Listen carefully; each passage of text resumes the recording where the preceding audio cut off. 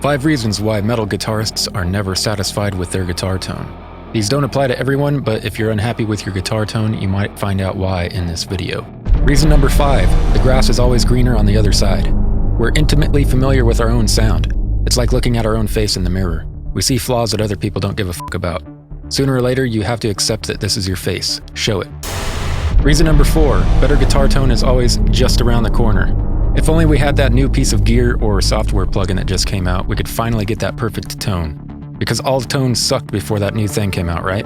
You have to realize that the companies that make these tools are running a business and they need to continually produce new groundbreaking tools in order to survive in a competitive market. As soon as you buy that thing that you've been drooling over, there's going to be a new trendy thing that will be even better, so then you're just continually kicking that same can down the road.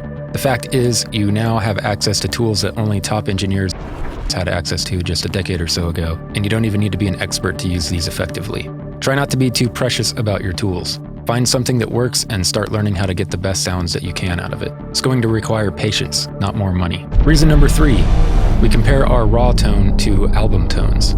If you were to listen to the isolated guitar tracks in some of your favorite recordings, you might be surprised at how lackluster they sound on their own. The fact is that a mix is meant to sound great with all of the elements working together.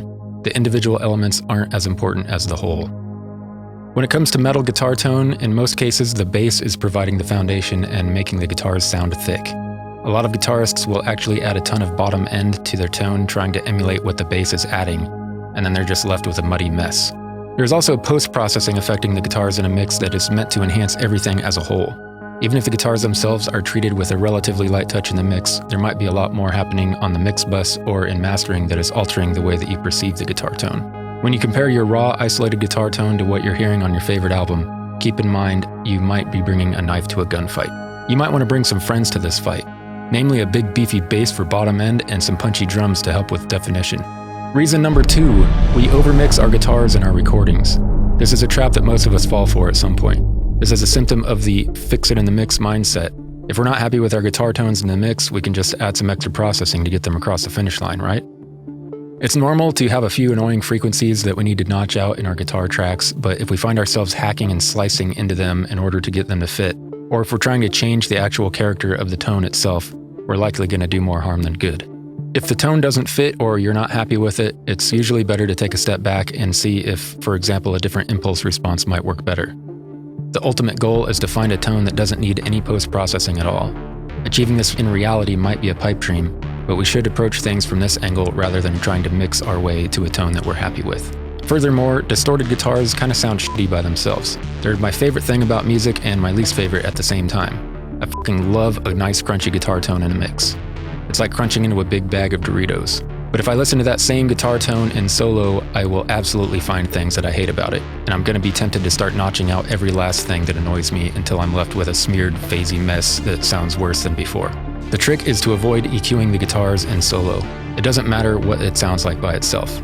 If there's a part in the song where the guitars play by themselves, you can process that part separately. Don't process something in solo that is meant to be part of a full mix. Bonus round. We practice guitar, but we don't practice recording guitar. There's an art to capturing great guitar takes. It requires attention to detail that is hard to provide while we're focused on playing the instrument. It requires recording and then evaluating that recording and finding flaws, and then adjusting to eliminate those flaws, and then repeating the whole process over and over and over again. What is acceptable in a live situation usually won't fly in the studio, so we need to practice this process.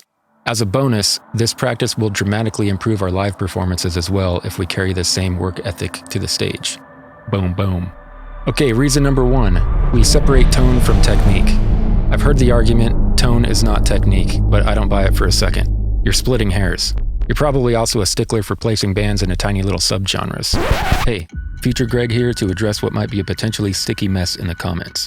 If you want to get nitpicky, you can say that tone specifically means color or brightness/darkness/frequency response.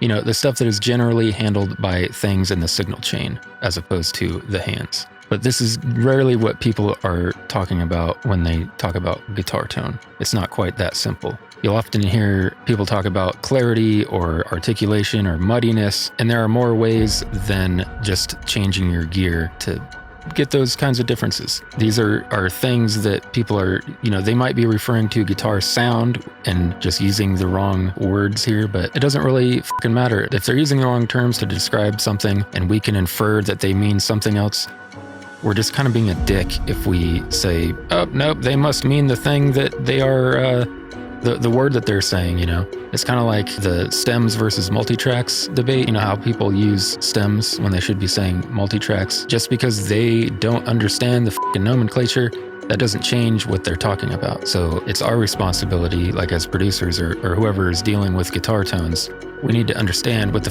people are talking about. If somebody is saying, oh man, these guitars are just like, they're not defined enough, and we hear them and they're just sloppy, they're like out of time, the tuning's bad, and we know that there's nothing we can do in the mix to get them clarity, that they have to change their technique. We're kind of being assholes if we say, oh, guitar tone, he said guitar tone, so I'm not going to tell him about how to actually make his guitar sound better, because he didn't say guitar sound, he said guitar tone. That's just kind of a dick move, man. So I'm going to address this, how I feel about 90% of guitarists refer to their tone. And that's like the whole fucking picture. So I think we're doing a disservice to everybody by splitting hairs in that sort of way. Anyway, that's my rant. Now I'm going to go back to the script. There's no way to completely remove your hands from your tone. You need to pluck or strum the strings, right? If you think that this has no discernible effect on your guitar tone, even in an open chord, you've just identified part of your tonal troubles. The devil is in the details. There's a reason why guitar tone on records produced by A-list producers sounds better than the tone that you're getting at home using the same gear. We're all pretty much using the same toys nowadays, so we can't hide behind the excuse that we just don't have the right gear or that we can't afford some expert mixer to make our tone sound better. Beyond that, tone isn't just in your hands, it's in your work ethic and your attention to detail. It's about setting up your guitar and tuning it properly and often. It's about doing things again and again and again until you've got a performance that allows all of that fancy gear to shine. If you feed that gear with sloppy performances, then you're not going to have a good tone no matter how much money you've invested in gear.